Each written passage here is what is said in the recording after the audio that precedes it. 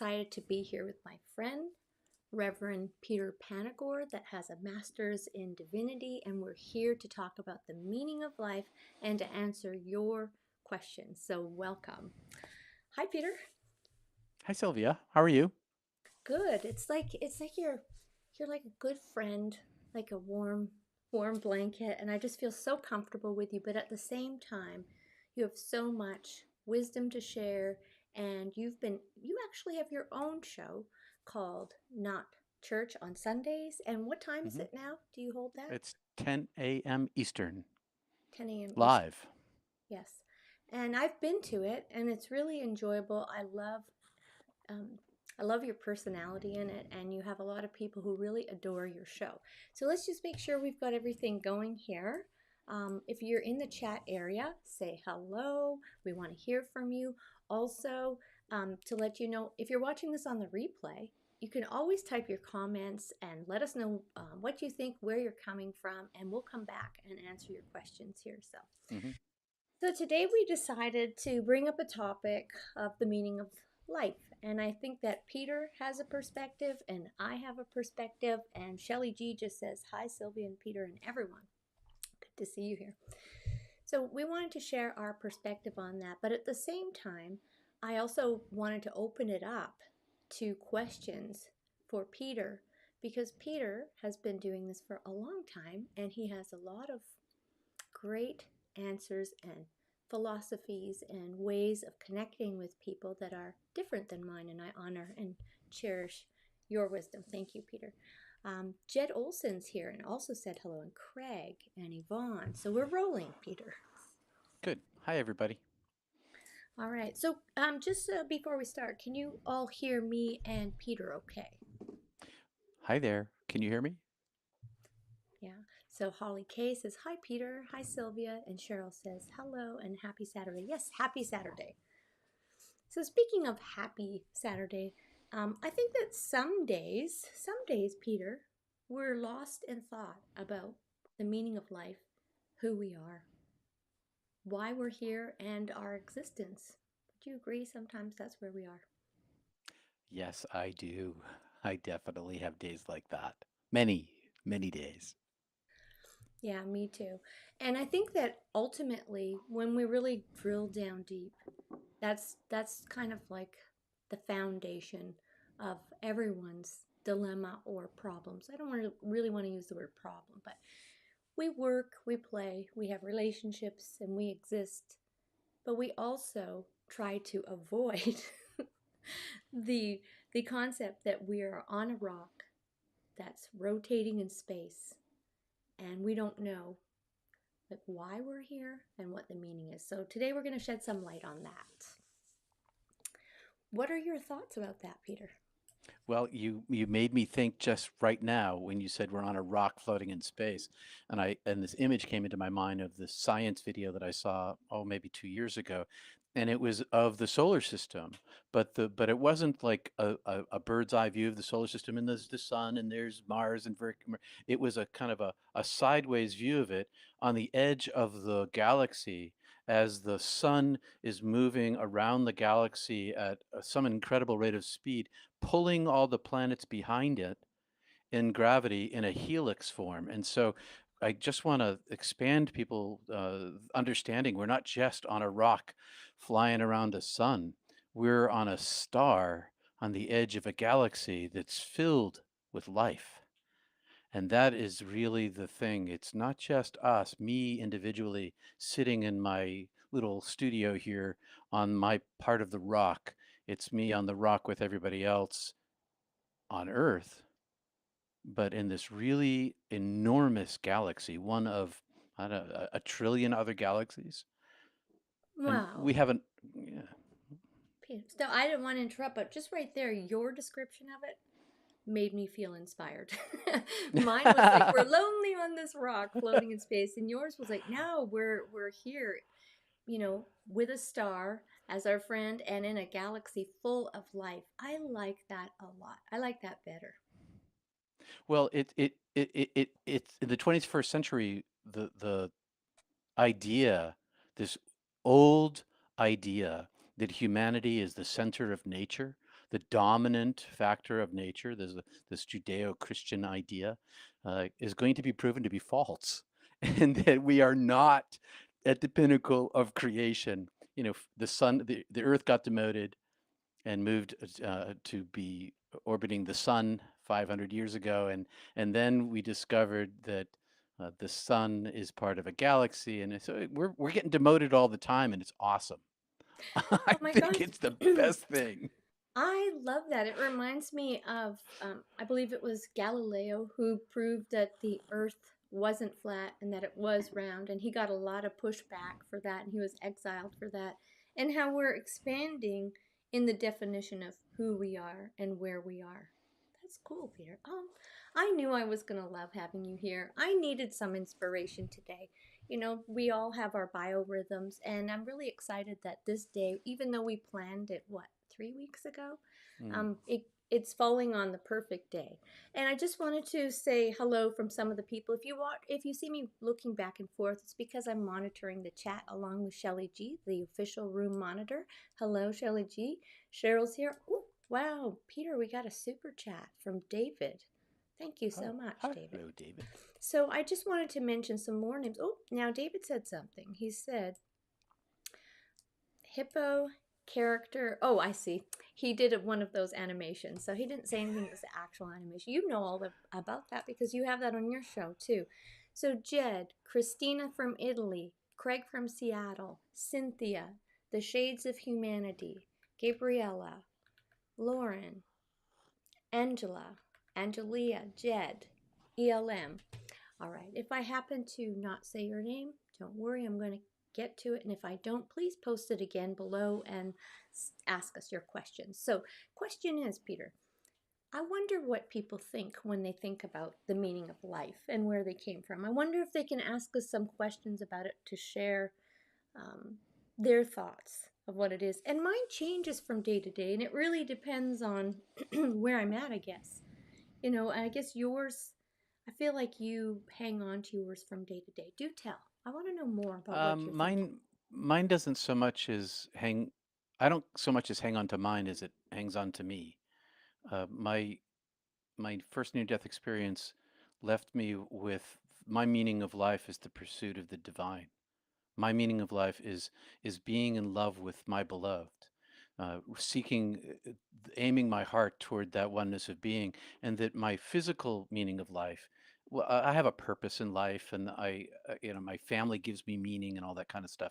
But that's not what I'm. That's not where my orientation is. My orientation is that I'm a temporary being on this planet, and that I existed before I came here. I mean, this isn't what I believe, okay, Sylvia? This is my lived experience on a daily basis. My orientation is to where I'm from, not to where not to where.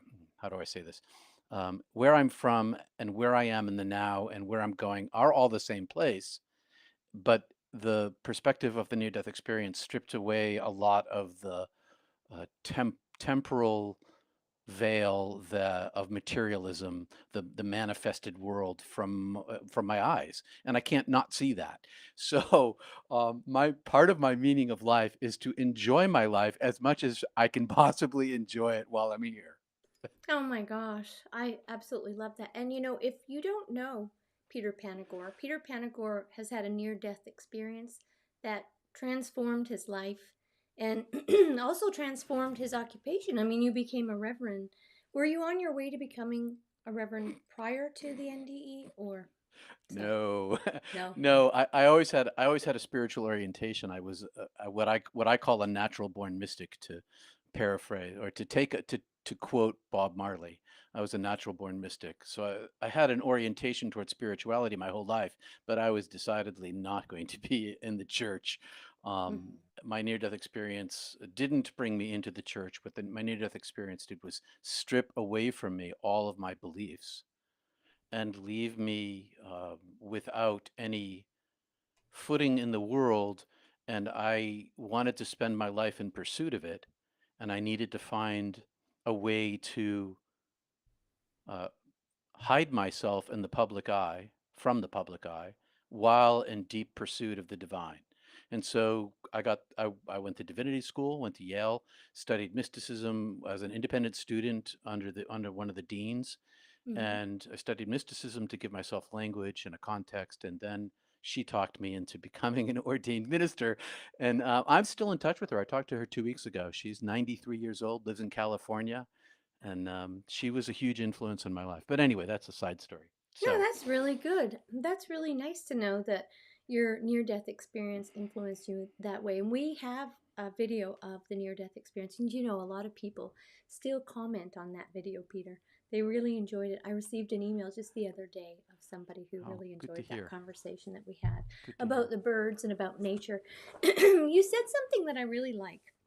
And you said that everything is happening now. It's not like it's outside of yourself, it's here. And that as a consequence, you focus on joy and living here in the now. For the benefit of people who aren't feeling that great, they're feeling like life is kind of putting them through it. How can they transcend to feeling joy most of the time or all of the time? Well, life puts me through it too. I'm not the mystical experience or a near-death experience. They don't eliminate one's suffering. They life still can.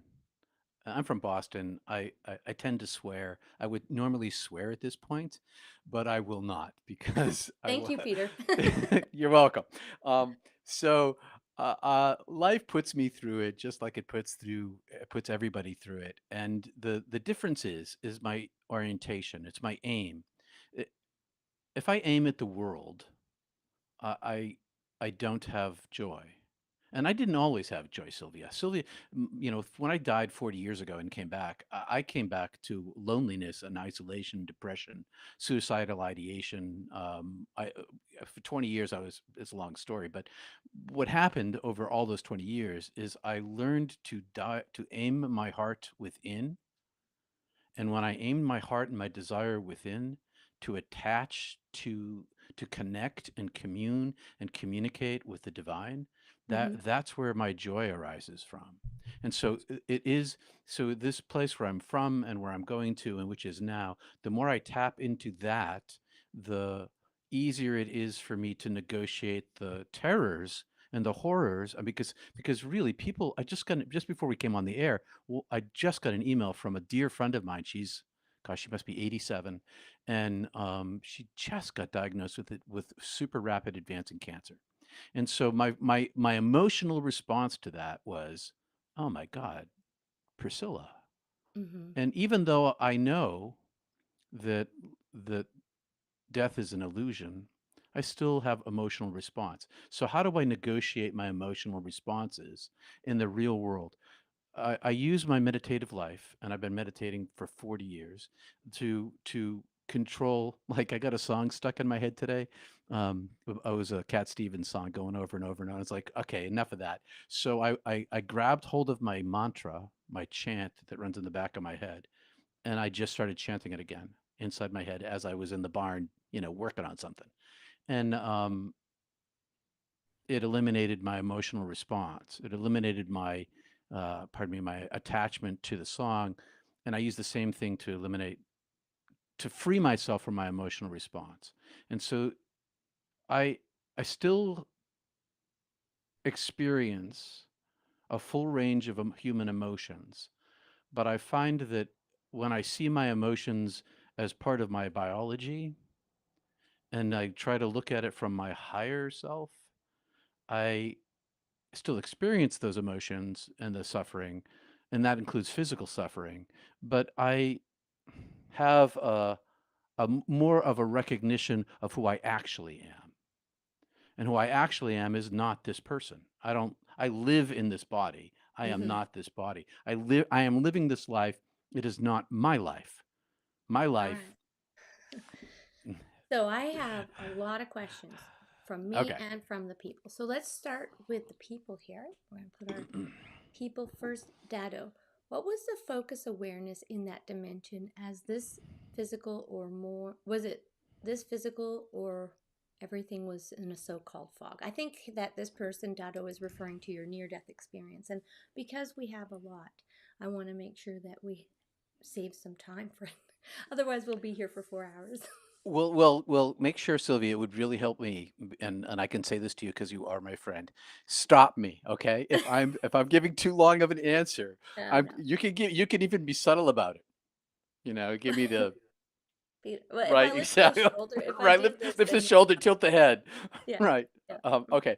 So so the it wasn't a fog. It was clarity. It was clarity with a capital C. It was I had no physical form. I had no molecules. I had no matter. I was consciousness incomplete in a unit. My thinking was my being, was my feeling, was my seeing, was my hearing, and my senses were not five senses. They were I don't even know how to describe them, but uh, it was absolute clarity when I was in the state of divine union. Mm-hmm. The infilling of the oneness of being showed me the depth and the breadth of love and peace, understanding, knowledge, beauty, bliss, adoration. Uh, the list goes on and long. It was summary. It was reality with a capital R, and this Okay. here where we live is reality with a small r, not the same Mm-hmm. thing. I want to ask you a question about that, but first let's go to Angela. Peter, I always wondered why you wanted to come back. Mostly, always NDEers say that they want to stay in the presence of God. Why did you choose to come Oh, back? this is a very good question. It ties exactly into what I was just saying. Because I saw the nature of my eternal being. Mm-hmm. Okay, so because I saw that I was created by Creator and that my true self is almost eternal in its own nature and is eternal in the nature of the oneness of the being. And I make a separation there because I am a limited form of the oneness of being. I'm less than, I'm a fragment of. But as connected to the oneness of being, which I saw myself as, I know that my life is going to end as Peter. I know my physical form is going to end. I know I'm going to get out of here. The only reason why I knew that I was cool with coming back is because I Mm-hmm. knew that I would go back to where I was, go back to heaven, and that I saw the length of my life is the wink of my eye. Mm-hmm. So that's the length of my human life is that long when I was in heaven. And so I chose to come back out of the to help relieve the suffering of my parents. And I'm not sure why I was given this opportunity, but I didn't like plead a great case.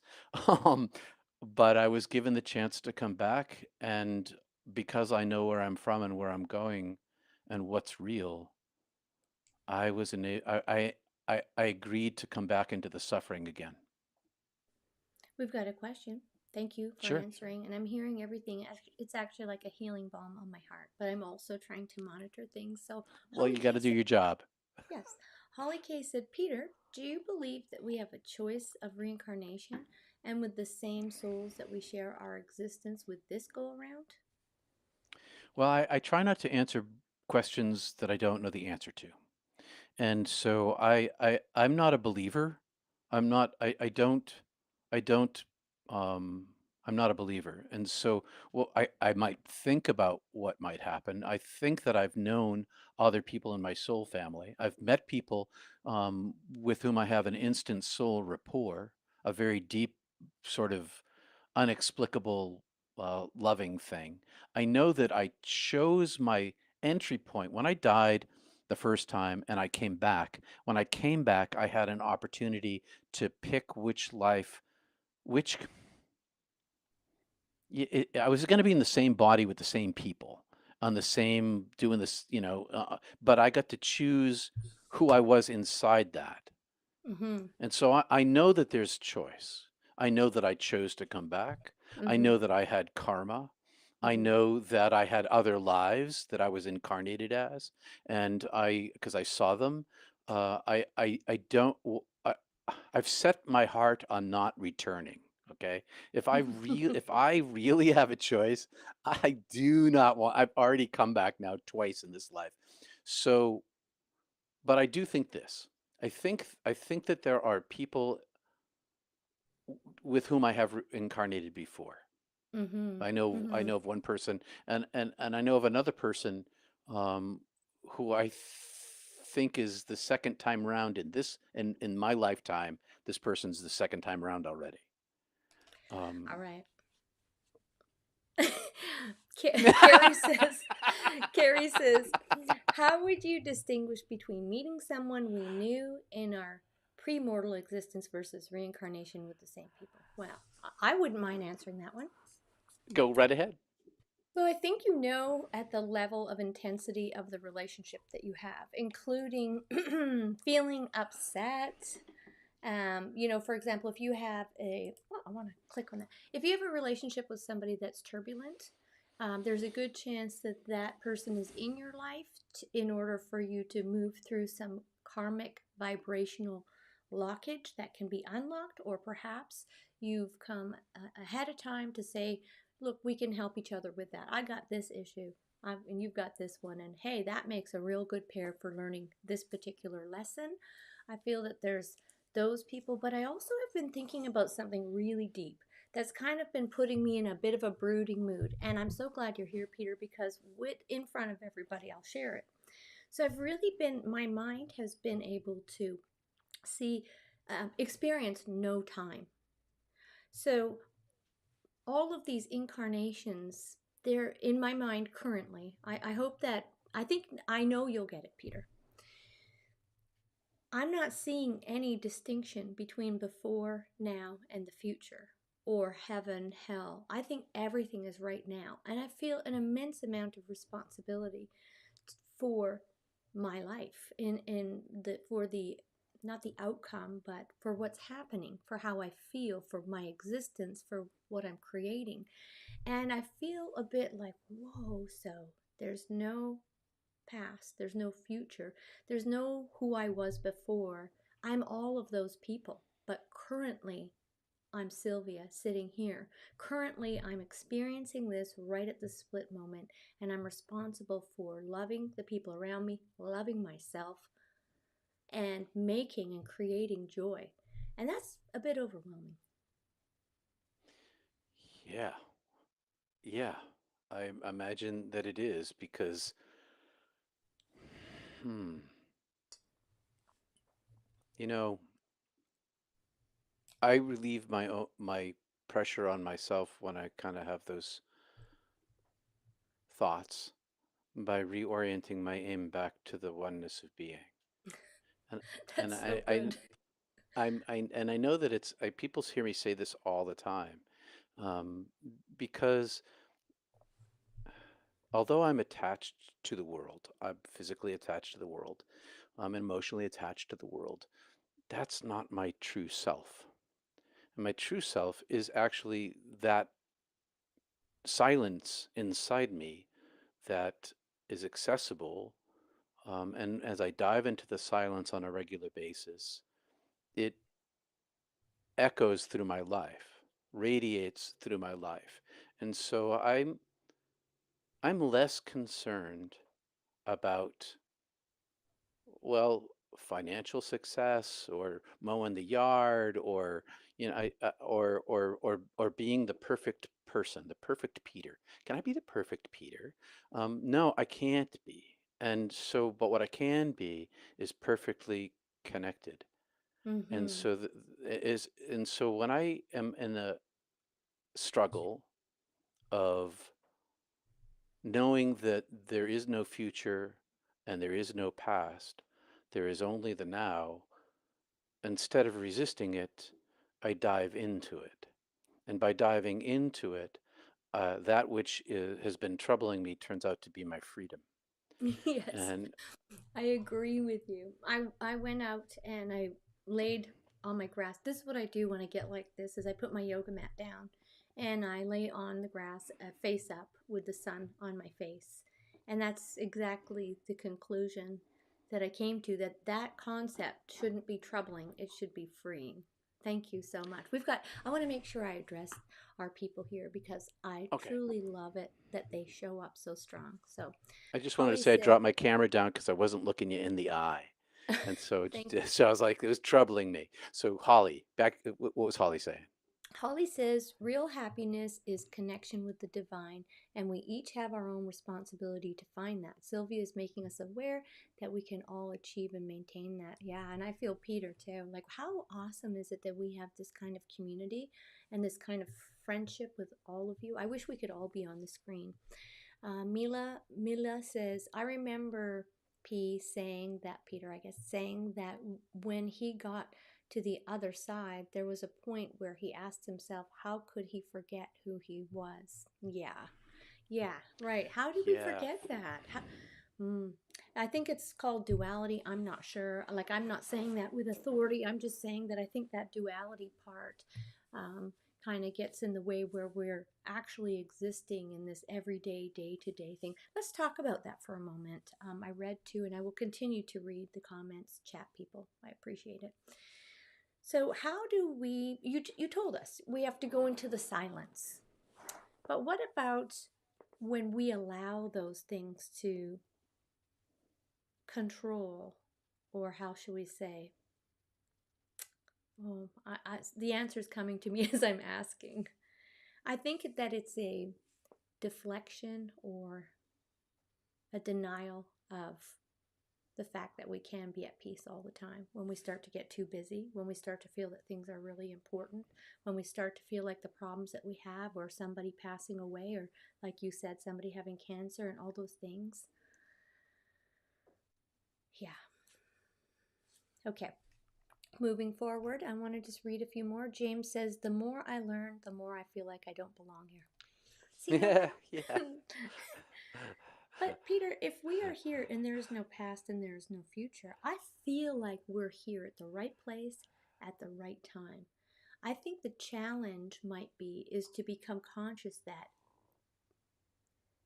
the we, the who we are, is exactly what you're talking about. This expansive consciousness, and not just the filling of the body, not just the insides of this body. Yeah. It's not just the insides of the body. It's not just our being inside this body. It is this other thing. When I died, as that I can't remember. I'm sorry, I didn't write down your name. Who talked about me? I had forgotten who I was, but it was also a remembering of who I was. When I was alive as a human being, I forgot who I was as a divine being. But when I was dead, I remembered who I was. Oh, this really is me. And Mm-hmm. that's what the whole process of looking inside yourself does. It gives you a context of who you actually really are. And so, do I belong in the world right now? I read somewhere if you're alive, the answer is yes. Yeah. So that's like, are you supposed to be here? Well, yeah, you are here, so you're supposed to be here. That's kind of the answer to that. And so whether you don't fit or not, well, the more you awaken, the less you fit. Because society in general and culture in general doesn't have a general acceptance of spirituality at a great deep level. And so it's not structured for us to, it could be, I mean, maybe it will be, but Mm-hmm. as it is now, the more you awaken and you see the inhumanity of humanity to humanity, and Mm-hmm. all its permutations, um, the harder it is to want to stay here. And that Yeah. can be very personal. Well, yeah. And I do want to talk about that because I kind of have this resistance against that concept. Like when I do hear, and a few people have said it. Lauren just mentioned it, and also I want to make sure I get to Holly's question. It was a really good question here. Um, I don't think that, well, I do think that when we go somewhere else, we're bringing ourselves with us. So if we're having a bad time here, we're having a bad time there. I don't think that, like, initially when we transition from this dimension to another dimension and there's so much overwhelming love and so on and so forth, I think we end up with ourselves. That's why I feel so responsible as to be what you're talking about, because whether I decide to move into a different body, whether I decide to float in the universe, whether I decide to go to the shins of Jesus or in the arms of God, I'm bringing myself there. Yes, I I hear what you're saying, and uh, I carried with me all the karma that I created in my life when I died. I had all of my karma, and my life review was not a pretty one. And but the ultimate love of forgiveness released all of my karma from me. And when I was in the presence of the divine self, I had no self. And so I think that there are gradations and levels of, I don't think evolution is only an earthbound event or a universal event. Okay, so if we have evolution on this planet, there's evolution on other planets. So, but I think that souls evolve as well. And I think that the at least for me, and I can only speak for myself. I'm not generalizing in any sort of philosophy. What I'm saying is that what I'm aiming toward is the dissolution of self, because I saw the dissolution of self and the unitive state of being with oneness, where all of the karma that I've accumulated over my lifetimes is not negated but eliminated, and I fall back into the unitive state of the oneness of being. And so there, it's likely that there are many spiritual evolutionary levels that we need to go through. But where I am in this stage of my of what I saw, I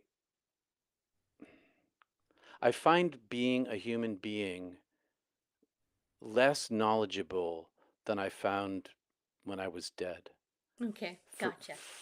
I gotcha. Holly says, are we splintered souls with portions of divine selves living here while simultaneously remaining with the source? I do want you to answer, Peter, but I really love this one. Um, I don't think we're splintered. I think that we're so focused on one piece of it that it feels like we're fragmented. And I think what Peter is saying is that we truly are this expansion. And the moment that everybody on this chat, and the moment that and the moment that Peter decide that we want to be what Peter experienced in his near death experience, maybe we should call it a near life experience, oh where yeah. he experienced the expansion of who he truly was because he didn't have his body around him. And for that time being, it reminds me of a dream I had where I was walking and holding this person's hand. And the more I was walking and holding this person's hand, I realized that it was a male orientation. It was an angel. And I felt so much love. And he was singing. And I said, this singing is so good. And then we walked towards the singing. And he said, that's where the singing's coming from. I said, let's go. Let's go where the singing's coming from. And it seems so corny, but I was into it and I was feeling the love and I was, I was expansion. And then he said, you can't go there. So I do think there are places where what you said, there are places where we can evolve, places that we're allowed to go, places that we can't go. And however, I think we can experience it based on what you said by and what Holly is saying, to not perceive ourselves as splintered souls, but that we actually encompass all of those lives, all of the opportunity, the entire universe, all the connection that's possible, all the love that's possible. And sometimes I feel daunted when I actually walk and do something practical in the world. And it feels like I'm so small and that everything is so small. And you don't feel that love and you don't feel that expansion. I think that's the perplexing part. What say you, Peter?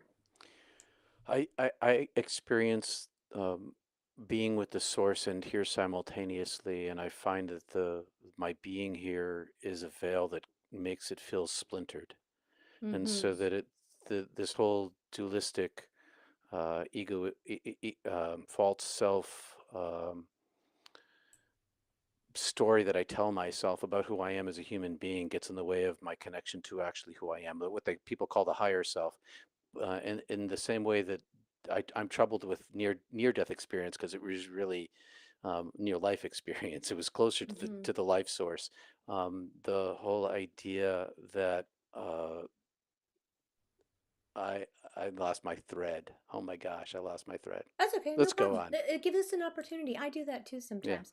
It means that there's room for some more. So Youngblood says, This free will issue can't get off my mind. Can you mention that to Peter? Yeah, I had agency when I was dead. That's the weird thing. I mean, I had enough will to ask to return.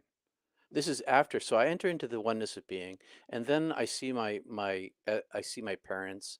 I make a choice. I ask. I make a choice. I had enough will to have agency. I chose to come back. I make choices in my life. I have free will to make decisions in my life, but it's not like I had a single track to follow. I was on a I ent when I entered into when I came back into life, I had a million entry points that would lead along different paths, and I chose one path, but that path isn't a solid path. Every decision that I make leads me in in another direction, along with all the other people around me making willful decisions. But all of the million paths, they were all probabilities in the mind of God. They all existed in the mind of God. I saw them as existent, and I chose one path through it. And so I think we have free will, but I also think that biology determines a lot, and so does where you live. But also there's a lot of nothing exists outside the divine will. Nothing. Right, right. And I think it's within context too. So here you were coming back and you had all of these hundreds of thousands or millions of choices of exactly which point of entry that you wanted to come back at. In other words, in the realm of all possibilities, you had those. However, when you do choose one, you are relinquishing a little Yes. bit of the options, how shall we Oh say. yeah. You have free will within the context of your choice, your initial choice. Exactly. All right, Well Peter said. says, sorry, not Peter, Leo Murphy, which I want to let you know, he also has had a near death experience, Peter. And he Hey said, brother. Peter, do you feel emerged from your NDE with any obligation to yourself or others? If so, how do you reconcile with those obligations? Thanks for sharing your thoughts. Do you emerge with my through my NDE with obligations? I chose an obligation to come back to try to eliminate some suffering in my parents' lives. So I accepted an obligation of living. Mm-hmm. It's and I have obligations to my families. You know, I choose to earn a living. I choose to make dinner. I choose to do all those sorts of things. Um, the obligation to myself,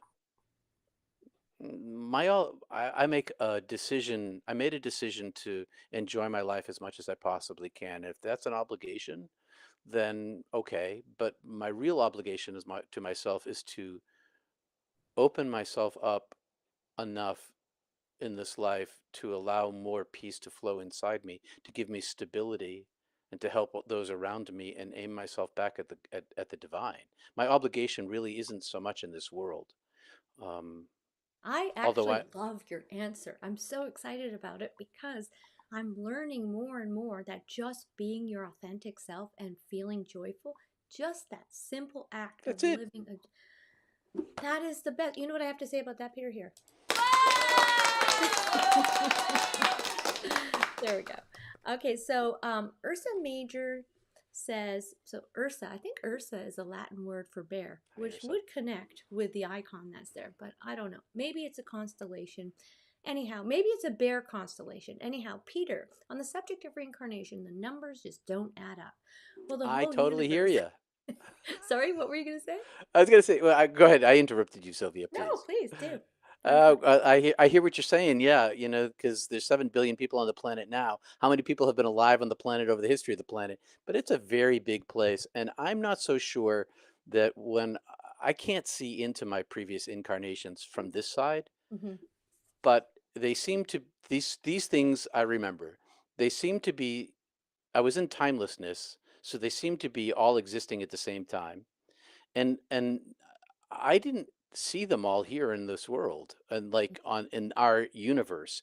There seem to be multiple dimensional things going on that I'm blind to now, but they were very few. I mean, the length, the size of my soul dwarfed my uh incarnations, and numerically I was much bigger than my incarnations, and my Yes. incarnations, they didn't really matter so much as did the fact that I was made by the divine in goodness. About reincarnation, and to answer that question, the numbers don't add up. I think the difficult part. I read this book a long time ago. I think in my early days. Someone Roxanne asks, even as children. Sorry, I'm having a bit of a frog today, but that's why I brought the water. Even as children, did you know you had your mission? Well, around I want to say 6, 7, 8, 9, 10, 11, all the Mm. through. I was thinking, what I would look at my body and think, how did I get in here?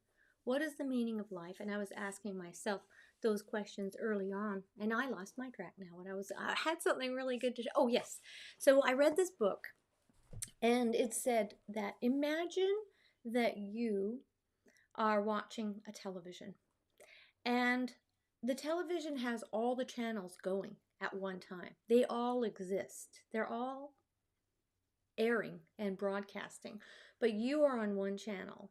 So your focus and your attention is experiencing that. But that doesn't mean that all those other things are existing. And I believe that ties in with what Peter said about how expansive we are. So we are experiencing all those things simultaneously, and but we're only experiencing it in a linear way so we can focus on the train of thought. If you could you imagine if you were here on earth and you could experience all your past, your future, and everything in one? It would make it mind blowing to the point where I think that you would be like Peter during his NDE. Yeah, it'd be too much. It would be a lot. If you could experience all of your karma, all of your love, all of your relationships, all of your everything. So I think it's almost merciful that we can just take it one chunk at a time, one sliver at a time. All right. Thoughts are powerful, says John. And he says, you can manifest anything. The law of attraction is the most powerful in the universe. Oh, yes. I want to talk about that. And I want to share a theory with you, Peter. Let me know what you think. So, I think that with the atom is what, 98% empty space? And it is the building block of you, me, trees, birds, nature, animals, the earth, the universe, the solar system, everything. And within that atom is so much potential in terms of if you can see partly what it was when they split the atom. It created such. And so, if we are comprised of so many atoms, imagine the potential within us. And as we move through our day, we have feelings, thoughts. We, I feel, project and create a landscape around us. As we move Mm. through time and space, our Mm. thoughts and feelings are laying down what we're seeing. And people get real mad when I say that. Not everyone. Because they say, how dare you say that? I didn't wish for, this to happen to my child, or that person to have this, or COVID to happen. But the facts are that when we take responsibility for laying down the landscape in front of us through manifestation, as that individual just said, through our thoughts and feelings and power of creation and the manipulation of atoms through our energy that we're all connected to, and that nobody has special powers, we're all doing it. Some of us are doing it. I wanted to use a word like crappy, and some of us are doing it amazing. I know I said it. Some of us are doing an amazing job at manifesting what we truly want. What do you think about that? Do you think we're doing that? How do you see it? And it can be, you can totally say no, I don't agree. I'm fine with it. I'm open to hear your theory. I think that the law of universal attraction is real. I think that it's more like water than like earth. And so I don't think that I'm in control of all the weeds in my yard, but I can hydrate it or not hydrate it. And what I'm trying to do is, because I radically know that I am not a human being, Mm-hmm. and my orientation is not to manifest anything in this life that the moths can eat and the rust will chew up. I'm after manifesting in this life the presence of peace inside myself so that the river of peace flows from me and waters the ground around me. Did I wish that I was born with the physical problems that I have? Do you?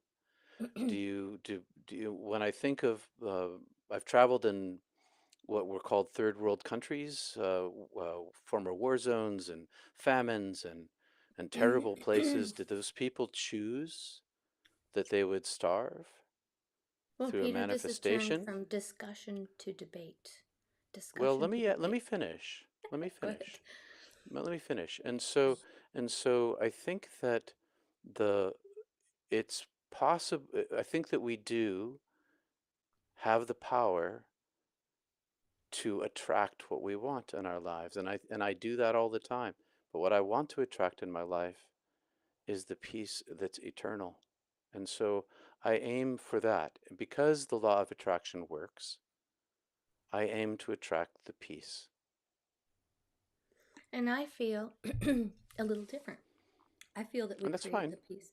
Oh, yes, of course. I mean, because we're all ending up in the same place, and you're my brother, and I love you. But in my mind, the way that I see it is that we actually lay down peace and lay down when you're going Oh, I'm into agree. Wait a minute, wait a minute. We agree. yeah, I think this piece is laid down through my living. yeah. And manifestation to me doesn't just exist here on earth.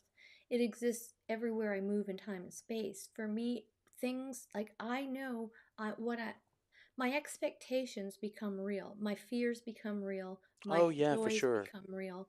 And therefore, when you say, well, we didn't manifest that poverty or whichever, somewhere within the consciousness of humanity, we've allowed for that to exist. Oh, And for this is what humanity, for sure, as a collective, no doubt. right. So I don't think that I'm personally responsible for the state of affairs here or there, but as a collective group, like we are brothers and sisters here on earth.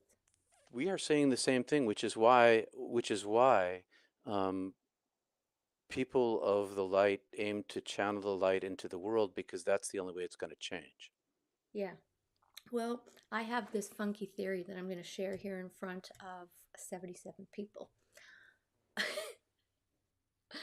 I think Jesus came here to teach us those concepts. I don't think he wanted us to be doing all kinds of rituals. I think he wanted us to know the nature of reality.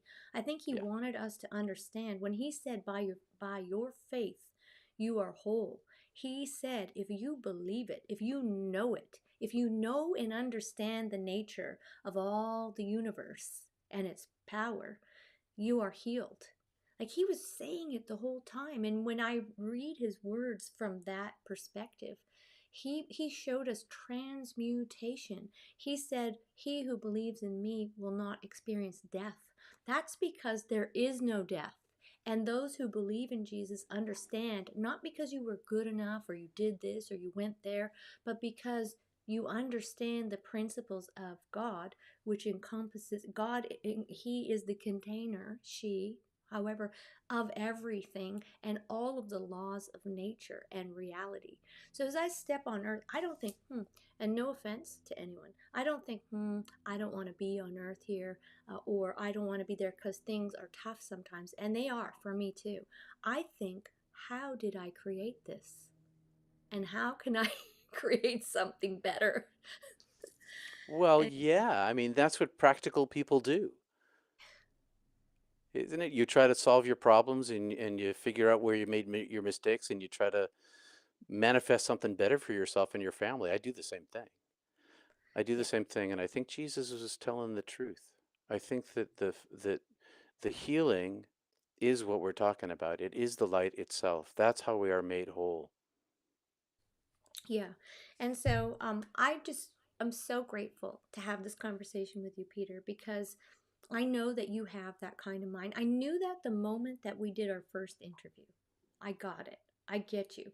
You seem to, just to give you some compliments here, because I feel I want to, you easily and smoothly exist within the world and outside of the world, whether it's your near death experience or whether it's just who you are and your loving nature of being.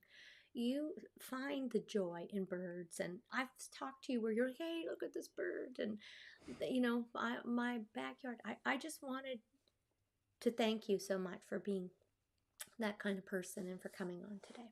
Okay, let's Uh, take a look. Yeah, go I ahead. super appreciate you asking me to here today, Sylvia. Yeah. All right. So we have it's a great observation about Jesus. He also said the kingdom of God is within you. He also said, Yep. "Ye are gods." Right. Boom. I love that. The kingdom of God is within us. Like the kingdom of God is within us, meaning that all of reality and the nature and the potential is within us. Hmm. Like the potential for what? What is the kingdom of God? That is the potential for creation. And that exactly, for me, supports that concept of that we lay out in front of us. And it really scared me to think, what? There's no there's no specific place for heaven. That really got to me. There's no specific place for hell. You mean I am responsible for where I want to be? You mean my vibration is going to take me to the place of who I'm being? You mean I have the power to alter other people's lives through love? Thank you. Thank you, Craig. We just got a super chat. I just want to do a little of this. Peter, I love what you do.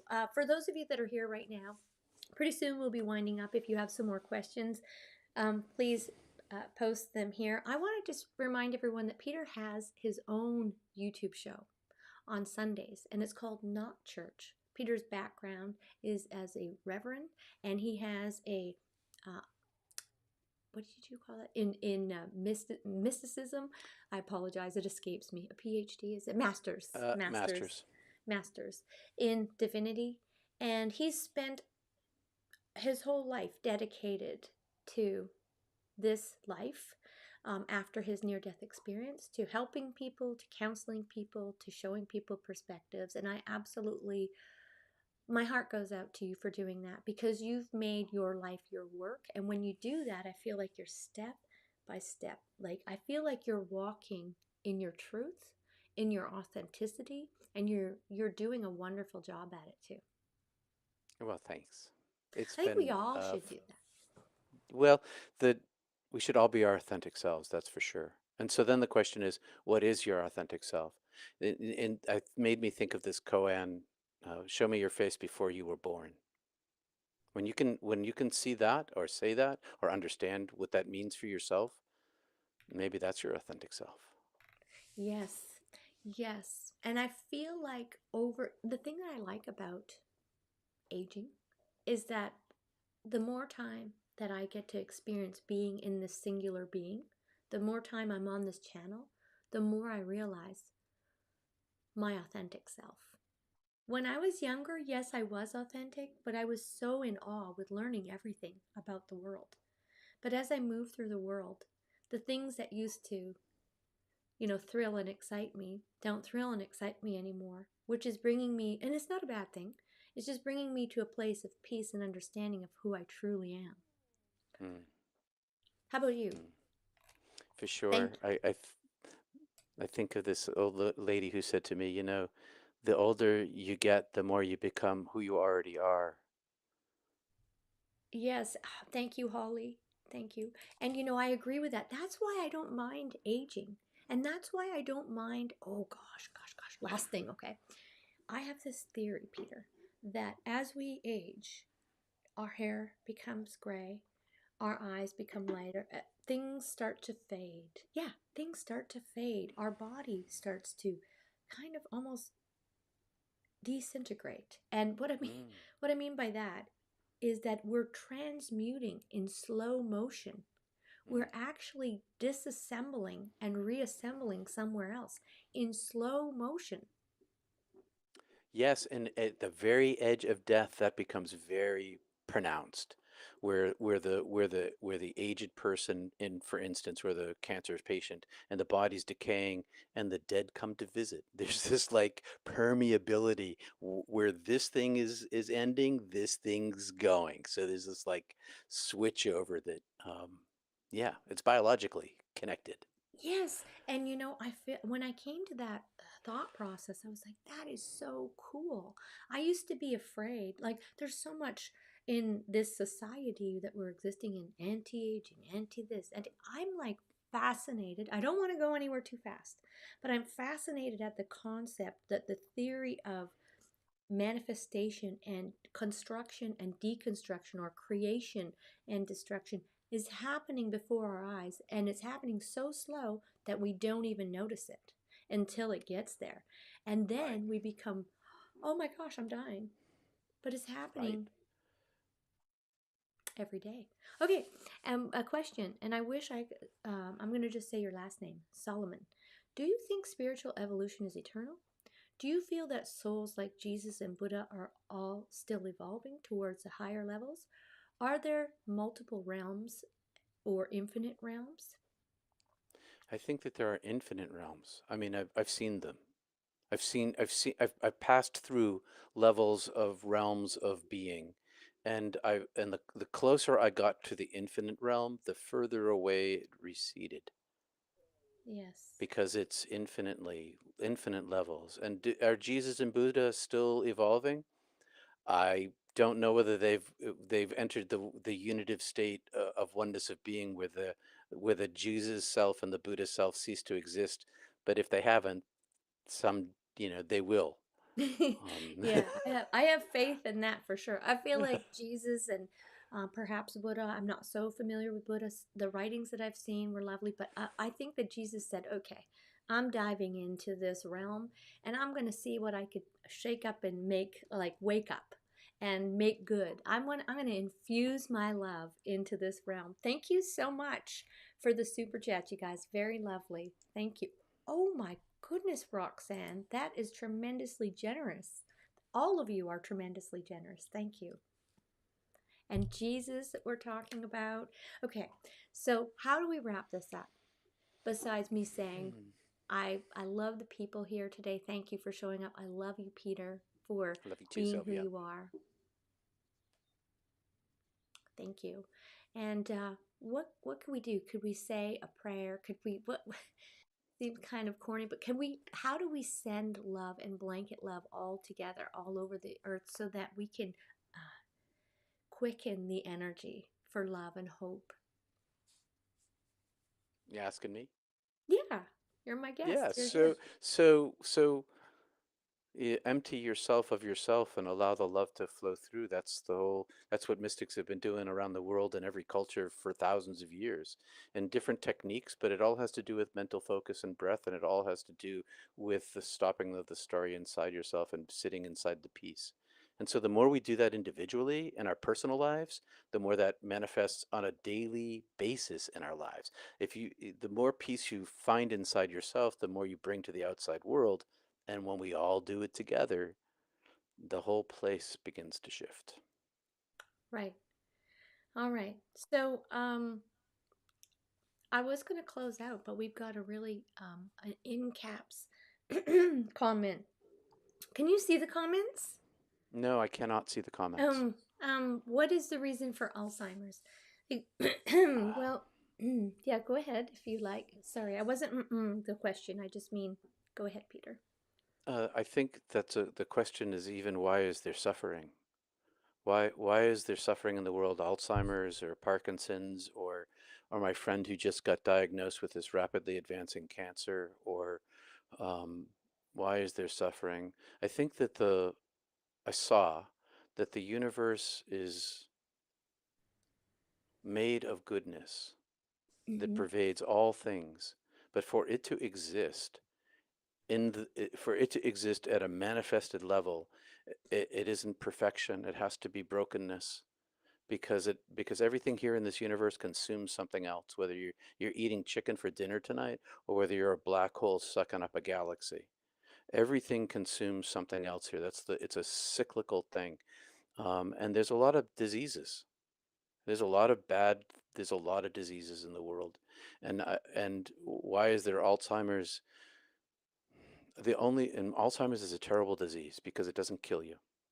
It leaves you living for a long period of time, and it involves such great suffering for families, and it it's a so if you're talking about yourself or you're talking about a family member, you have my sincere condolences because I understand what you're saying. Um, it ends though, my friend. That's the beauty of dying. The beauty of dying is that you get to leave here. And if you aim, that's why it's so important to aim your heart at heaven now, because there's this saying over this door jamb in Mount Athos in Greece, and it is, if you die before you die, then when you die, you will not die. And so the whole practice of negating the egoic self is to learn to die the little death daily, so that when we suffer the indignities of age or decay or disease, we handle them with an orientation of knowing where we're from and where we're going, and therein lies the strength to endure while we're here. Mm-hmm. And So, what do you think about the concept that we are our thought patterns and the energy patterns that we carry with us and move through life? We kind of gravitate to a certain planet or a certain dimension. And within that dimension, there are certain levels of suffering, like common suffering, ailments. And due to our energetic creation around us, do you think it's possible that we bring it on ourselves? I think that there are biological functions in the universe over which we have no control on this universal level. On the spiritual level, that's above my pay grade. I I didn't I honestly don't try to speculate on things that I do not know, and I like that. I don't know how that works. But I'll tell you this, that when I died, I I asked the question, why is there suffering? I got a satisfactory answer. I can't tell you what it is because I don't remember. I just know that it was. I know that there is one, and I know that we that we participate in the creation of the world in which we live. But did my friend make decisions that brought her cancer? I don't know. Um, I think that for me, it's a question. I try not to ask the questions I cannot answer, or I try to only keep my heart on the oneness of being because there is the answer of all. Well, I think that Holly K said, "Thank you, Peter, so much for sharing." I think that you actually gave us the answer throughout. You said it a few times, and that is to go to the place of peace and joy. That's the most healing. And I think that healing is always happening. I heard once that God only has one response, and that is of healing. I thought the answer was going to be love. Oh, but healing is love. Yeah, yes. So, Love is love is joy and peace, and love is altruism and charity and selflessness. It's all those things. yeah, so if the only response that God has to to us is healing, then if we are not well, what does that mean? I don't know. It means that uh, the healing that I experience from the divine isn't physical healing. Um, I know that the ultimate destination of this body is decay, and that ultimately, even if I get healed in the process in the short term, in the long run, it ain't gonna stick. And so I'm aiming for the healing of my self-realization of the divine inside me. That was my stomach. It means it's lunchtime. Oh, you West Coaster, you. Yes, it is. It's noon here. And what a beautiful discussion today. Thank you. And obviously, when my voice starts to go too, I know it's time to stop.